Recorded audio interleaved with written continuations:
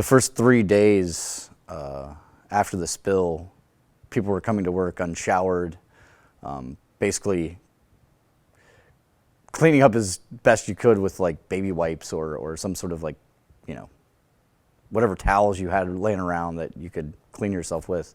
Bottled water, bar of soap, and a washcloth was about the best you could do. So concerned in the immediate aftermath with tax revenues that were being lost as a result of the hotels being empty than almost anything else. There was a picture floating around the internet that had Governor Tomlin in it that said, "I couldn't tell you if the water system's safe, but I can tell you that the Greyhound track is open."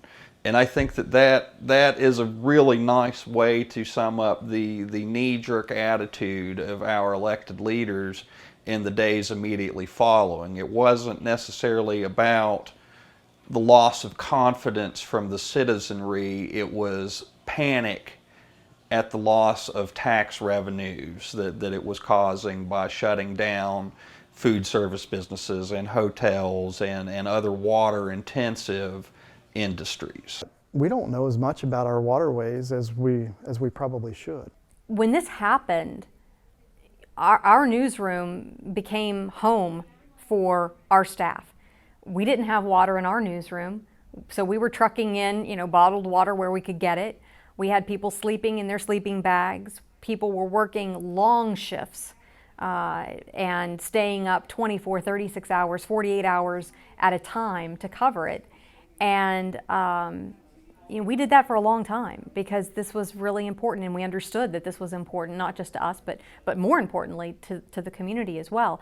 I think from an economic standpoint, there were so many people that couldn't go out and afford to go get a hotel room, couldn't afford to go drive 30, 40, 50 miles to another place to take a shower, to do their laundry, to do the necessities with water. That I think that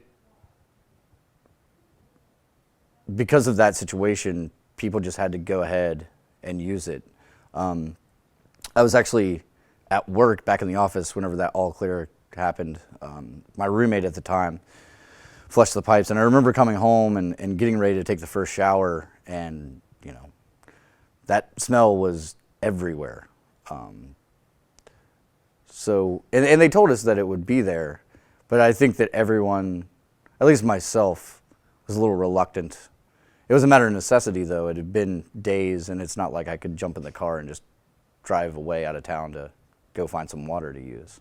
I distinctly remember when the do not use bans were lifted, people were able to flush their pipes, and we were explaining to people, this is the process that we've been told, this is the multi-step process you go through to flush out your pipes. But there were all these residual questions. Will any of the MCHM stay in my pipes? Will it cling to the metal?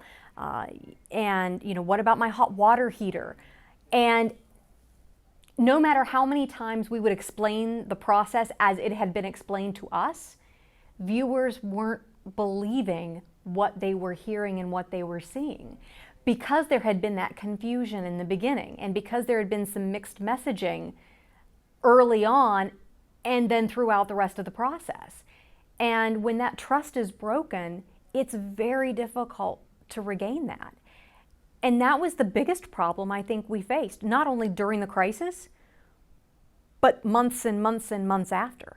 It's Charleston, West Virginia, right? What does someone in New York City care about what happens in Charleston? Maybe not much. But if something like this would have happened in New York City, the entire world would have been paying attention to it. And they would have been hungry for every detail. Right. Well, what the chemical spill taught us is that water is extremely valuable, and we just often take it for granted because we have so much of it. If you go out west, they have droughts on a regular enough basis that they understand the value of their water.